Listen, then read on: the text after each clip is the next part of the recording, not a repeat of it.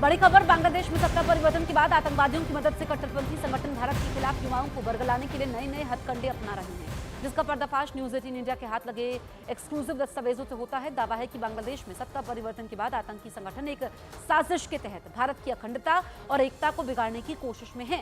News 18 India के पास उस किताब की कुछ तस्वीरें हैं जिसे बांग्लादेश में तैयार किया गया है और उसे भारतीय युवाओं के बीच में बांटा जा रहा है।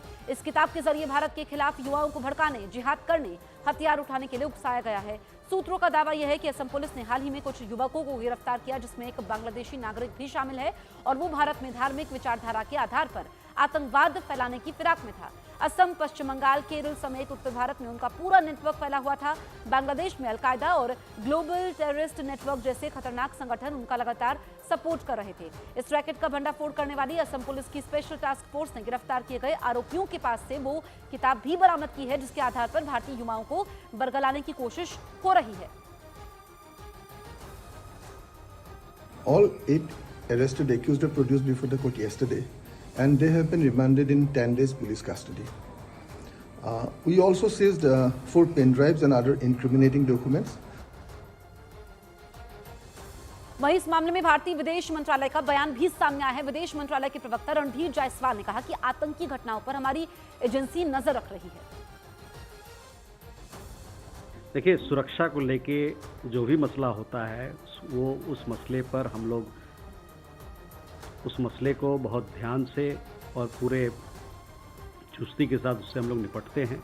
जहाँ तक आपने आतंकी घटनाओं की बात की, सुरक्षा की बात की, इस पे जो हमारे एजेंसीज़ हैं, जो अथॉरिटीज़ हैं,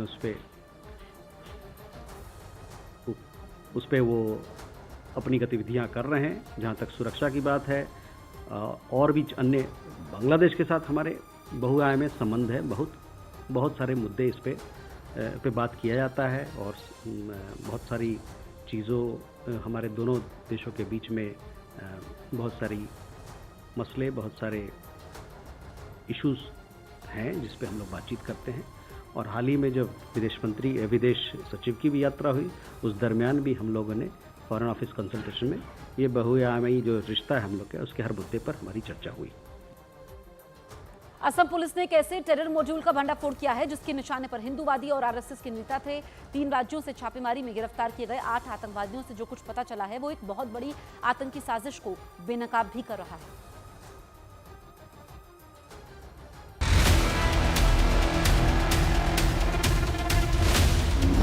असम एसटीएफ का बड़ा पर्दाफाश,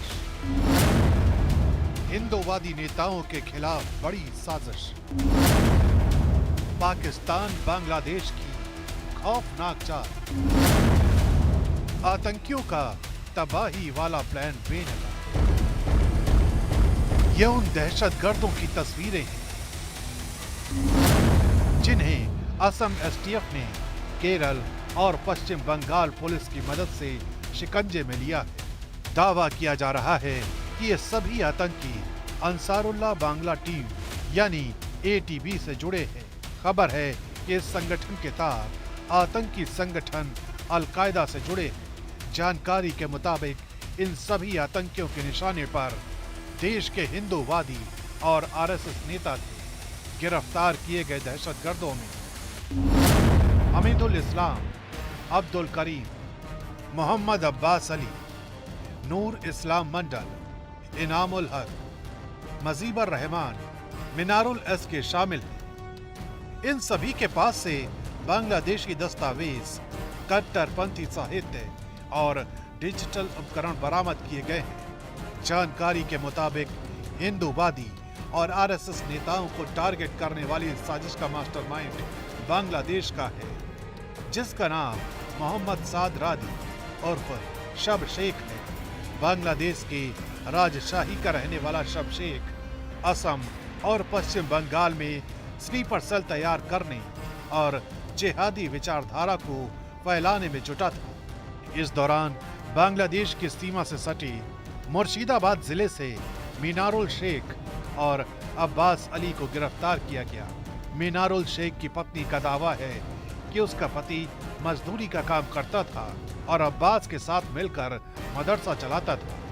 बांग्लादेश के बीएनपी नेताओं ने कोलकाता, अगरतला, गुवाहाटी समेत 7 सिस्टर्स यानी उत्तर पूर्वी राज्यों पर कब्जे की धमकी भी दी थी। इतना ही नहीं, बांग्लादेश अब चीन और पाकिस्तान के साथ भी अपनी नजदीकियां बढ़ा रहा है। इसी नजदीकी का असर ये है कि बांग्लादेश की सेना के रिटायर्ड अधिकारी भारत को न्यूक्लियर बम की धमकी दे रहे हैं। बांग्लादेश की हिमाकत की कहानी यहीं तक नहीं है। बीएनपी नेता हाफिजुल अहमद भारत को युद्ध की चेतावनी भी दे रहे हैं। 16 ডিসেম্বর 71 মুক্তিযুদ্ধ শেষ হয় নাই। মুক্তিযুদ্ধ একটি চলমান প্রক্রিয়া। যতদিন পর্যন্ত প্রত্যেকটি বাংলাদেশী নাগরিকের বেসিক প্রয়োজন না মিটবে, যতদিন পর্যন্ত প্রত্যেকটি দরিদ্র মানুষের মুখে হাসি না ফুটবে, যতদিন পর্যন্ত আমরা যে সমৃদ্ধি অর্জনের জন্য 71-এ জীবন বাজি রেখে যুদ্ধ করেছি সেই সমৃদ্ধি আমরা দেখতে না পাবো এবং যতদিন পর্যন্ত আমাদের স্বাধীনতার সার্বভৌমত্বের প্রতি সকল ভ্রুকুটি নিশ্চিহ্ন না হবে ততদিন পর্যন্ত মুক্তিযুদ্ধ চলবে এবং আমরা মুক্তিযুদ্ধ চালিয়ে যাব। 71 মুক্তিযুদ্ধ ছিল অদ্ভুত এক যুদ্ধ, জাতির যুদ্ধ, জনতার যুদ্ধ। दरअसल शेख हसीना सरकार के तख्ता पलट के बाद से बांग्लादेश में हालात तेजी से बदले हैं। बांग्लादेश में अल्पसंख्यक हिंदुओं को लगातार टारगेट किया जा रहा है, जिसको लेकर बांग्लादेश के खिलाफ सिर्फ भारत का ही आक्रोश नहीं बढ़ा, बल्कि वैश्विक स्तर पर बांग्लादेश की फजीहत हो रही है। यही वजह है कि पाकिस्तान और चीन के दम पर बांग्लादेश भारत के खिलाफ उकसाने वाले न सिर्फ बयान दे रहा है, बल्कि भारत के खिलाफ आतंकियों की फौज भी तैयार कर रहा है। दिल्ली में चुनावी मौसम के बीच घुसपैठियों के मामले ने तूल पकड़ा हुआ है। इसमें अब एमसीडी की भी एंट्री हो चुकी है। एमसीडी ने दिल्ली में बांग्लादेशी घुसपैठियों के खिलाफ अभियान चलाने का ऐलान किया है, जिसके तहत दिल्ली के सभी जोन में घुसपैठियों का पता लगाकर कार्रवाई की जाएगी।